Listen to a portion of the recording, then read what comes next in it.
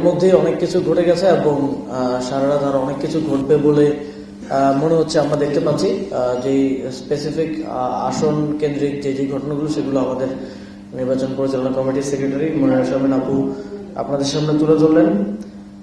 আসলে পরিস্থিতি এমন যে আপনাদের সামনে কথা বলছে, এটা আপনাদের হাউস থেকে আপলোড হবে কিনা সেটা নিয়েও এক ধরনের অনিশ্চয়তা তৈরি হয়েছে, কিংবা আপলোড হলে আবার ডিলিট হয়ে যাবে কিনা সেটা নিয়েও এক ধরনের অনিশ্চয়তা তৈরি হয়েছে। সন্ধ্যা থেকে যা দেখছি সেই অভিজ্ঞতা থেকে আমরা দেখলাম যে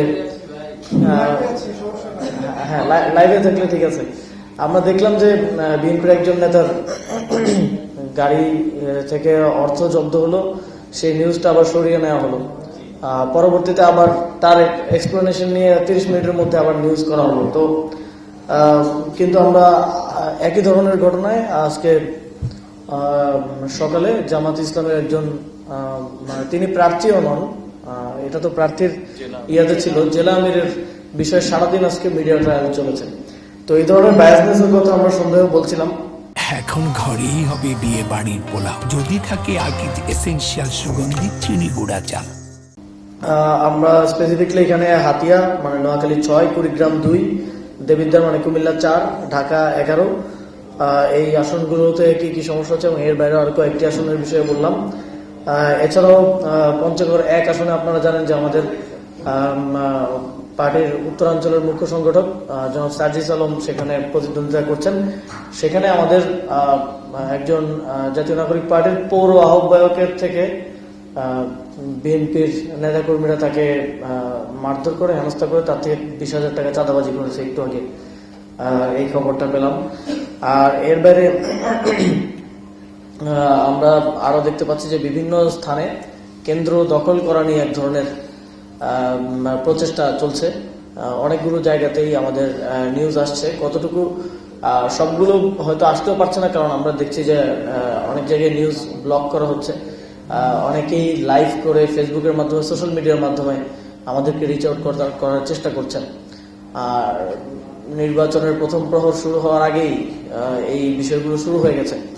ফলে আমাদের আহ্বান থাকবে সকল আইনশৃঙ্খলা রক্ষাকারী বাহিনী যারা এই নির্বাচনের দায়িত্বে আছেন, প্রায় 9 লাখেরও বেশি সদস্য বিভিন্ন আইনশৃঙ্খলা রক্ষাকারী বাহিনীর পক্ষ থেকে দায়িত্বে আছেন। আপনারা এখন থেকেই খুবই সক্রিয়তার সাথে অ্যাক্টিভলি মাঠে প্রত্যেকটি কেন্দ্র পাহারা দেওয়ার জন্য আপনাদের যে দায়িত্ব আছে সেই দায়িত্ব পালন করবেন। এবং আমাদের আহ্বান থাকবে বাংলাদেশের জনগণের প্রতি, বিশেষ করে তরুণদের প্রতি। আজকে আমরা আবারও 5ই আগস্ট পূর্ববর্তী সময়ে যে পরিস্থিতি ছিল সেই পরিস্থিতির মধ্যে আছি। আমরা সেই সময়ে যেমন শঙ্কায় থাকতাম যে আমরা কোনো কিছু মিডিয়াতে বললে সেটা প্রচার হবে কিনা, কিংবা কোথাও কোনো অনিয়ম হলে বা কাউকে গুলি করে মারা হলে বা কারোর উপর হামলা হলে সেটা প্রচার হচ্ছে কিনা। এখন আমরা সেরকম একটা পরিস্থিতিতে আছি। তো সেক্ষেত্রে আমাদের আবার একটু সেই সময়টা রিকল করার সময় এসেছে এবং সেই সময়টা আমরা কিভাবে অতিবাহিত করেছি সেটা আবার পুনরায় সেই স্ট্র্যাটেজিগুলো নেওয়ার সময় এসেছে। এখন আবার যদি মেইনস্ট্রিম মিডিয়া আমাদেরকে সহযোগিতা না করে, সেক্ষেত্রে সোশ্যাল মিডিয়া থেকে শুরু করে যতটুকু সক্ষমতা আছে সেগুলো নিয়ে দেশবাসীর কাছে তুলে ধরতে হবে যে কোথায় কি কি অনিয়ম হচ্ছে।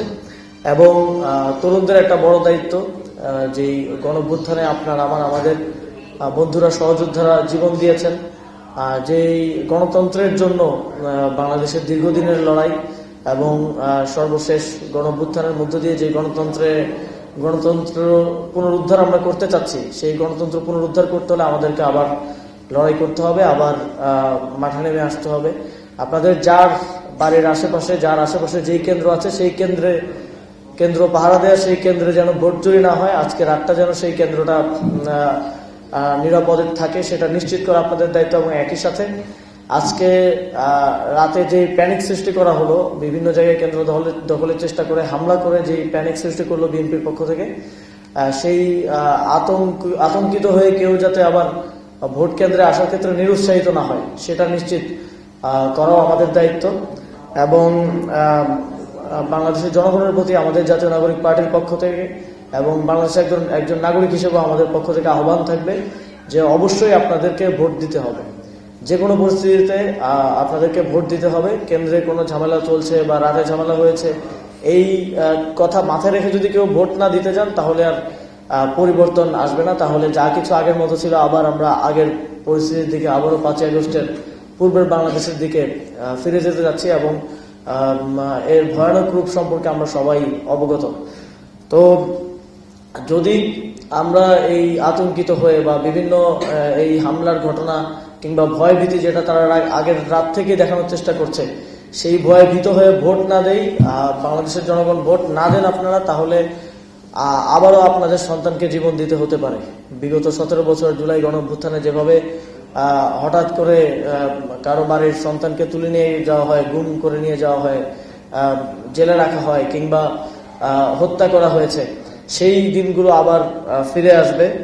আবারও আমাদেরকে নিপীড়নের শিকার হতে হবে। আবারও শেখ হাসিনার সময়ে যেই বিভীষিকাময় 17টি বছরের মধ্য দিয়ে বাংলাদেশকে যেতে হয়েছে, আবারও সেই বিভীষিকাময় সময়গুলো ফিরে আসবে।